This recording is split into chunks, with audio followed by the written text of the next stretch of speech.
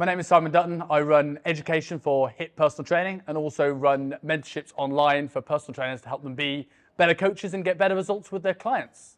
So I think if there's something that I want people to know about me, I truly give a shit about the results I kind of get with people.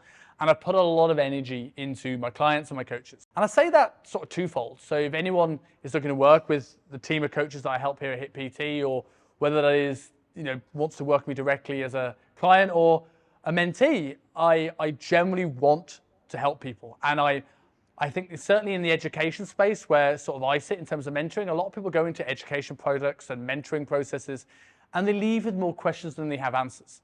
And I really don't want to confuse people, and I really want to make sure that they can actually get some advice that is actually actionable, that they can help their next session. This is why I'm very big on sort of one-to-one help with people, trying to find out where people are and just going that extra mile.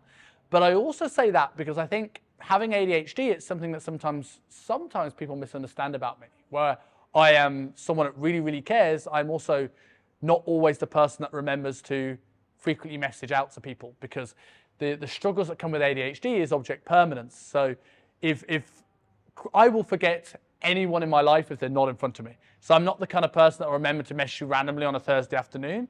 But if I've got someone in front of me, I will give 110% for that person. So I think it's something that it's a huge pro of me and how I can generally help people. And what sets me apart is my ability to connect with people, but also something that sometimes people misunderstand about me because I may not do it in the ways that a neurotypical brain might. So I think a main positive influence in my life, I've been very fortunate over the last 13 years in the industry to work with a number of phenomenal mentors. So people, if anyone is watching this is in the fitness industry, people like Luke Lehman, people like Nick Daniel, who was my mentor for many, many, many years. People like James, who runs HIT PT, has been an absolute great influence. And without sounding corny, as an only child, my parents really have helped form the kind of person that I am, and I don't think I could have done a lot of this stuff without them. So I think professionally, my greatest achievements is I've been lucky enough and fortunate enough to run education with some of the world's biggest personal training companies. And I've helped people and kind of got a reputation for getting results of people that almost have no right to get results. People with massive gut issues, scoliosis, vegans, diabetics, all sorts of conditions.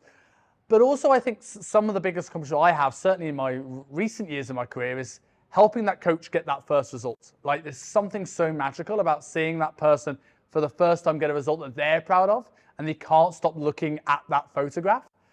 And I think maybe personally, the things I'm most proud of, proposing to my amazing fiance was one of the best moments of my life and something that I'm so proud of, as well as moving to Hong Kong. It's scary to move 13 hours away from everybody, especially as an only child. I've loved every second of coming over here, and it's certainly allowed me to grow much more as a person. I think what I'm most grateful for, personally, is probably my partner. She has been someone that's stuck by me through thick and thin, regardless of the highs, lows, being broke, having a bit of money, and all the problems that come with being with me. She's always stuck by me, and I certainly wouldn't be where I am. I think professionally, I'm sort of most grateful for the time behind the scenes putting into my education. When I was sort of a young PT, I knew I wasn't going to be the biggest guy. So I always wanted to try to be, so if I wasn't thinking about where I'm going to be in 6 weeks, I'm going to think of what's the coach I'm going to be in 6 years. And I'm very, very grateful that I thought that long term in the industry, because now if God forbid, if my business crashed around me tomorrow, I have the skills to sort of build that back up again and create that little bit of confidence. And one of the things I work a lot with coaches these days, especially on my online mentorship, is how to beat imposter syndrome and be able to get better client results because of it. And I think one of the things that have helped me is actually harnessing a little bit of imposter syndrome and actually going out and getting education and trying to plug those gaps in my knowledge to the point now where I have enough confidence that I can, if I don't know an answer, I can find out any solution.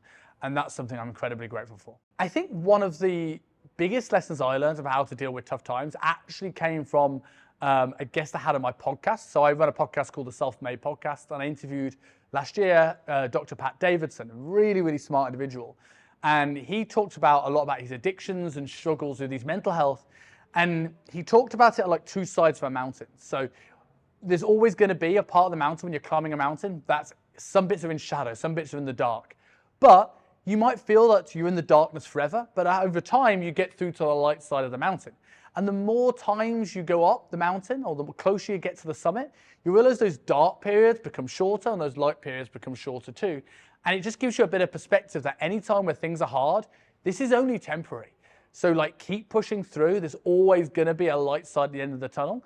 And another thing I think that often helps me is something I learned from Alex Hormozy, someone I've never met personally, but as a sort of like a huge role model to me, certainly in business, is when things get hard, especially if you've got a goal in mind, it's reminding yourself this is what hard feels like. We often like to try and play the victim and sort of kind of wallow in things, but realizing that if you're trying to get lean, or you're trying to grow your business, or you're trying to do anything worth having, there's going to be a point where it gets hard, and that is okay. That is to be expected. That's not out of the ordinary.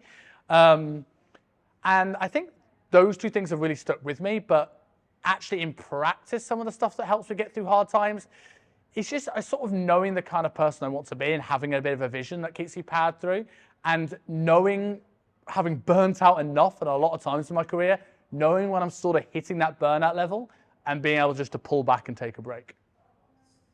I'm always inspired by meeting as many new people as possible. It's part of the reason why I got to helping people in the fitness industry. It's part of the reason why I like helping young, hungry, driven coaches. It's part of the reason why I have a podcast. It's part of the reason why I enjoy traveling. Meeting people of all walks of life and finding out things. I am incredibly nosy in a, I'd like to think, a good way, but I'm always the kind of person that sort of like is intrigued by people. And I like to go out there and find out, okay, what kind of opinions do people have that are different from my own, and how can I challenge the way I'm currently thinking? And that sort of stuff inspires me. And I think the more I go out there and meet coaches and find out what makes them tick and how I can help them overcome some challenges, that I get way more from that than I ever would sitting in an office job. So I think the people around me kind of make my life purposeful, as you know, as cheesy as that sounds, but I think life would be boring without that. I think one of the best pieces of advice I've ever been given is to be patiently impatient.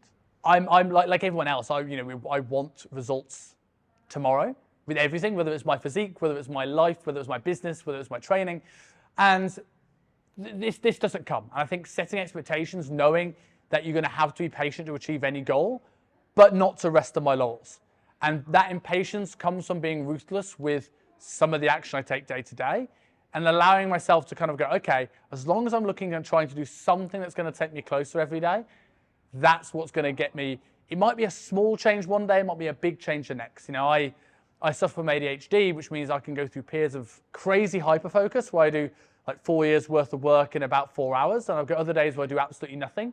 But if I do one thing that takes me closer to a future that I want to live, I know it's going to happen eventually. It's just about sort of ticking those boxes every day.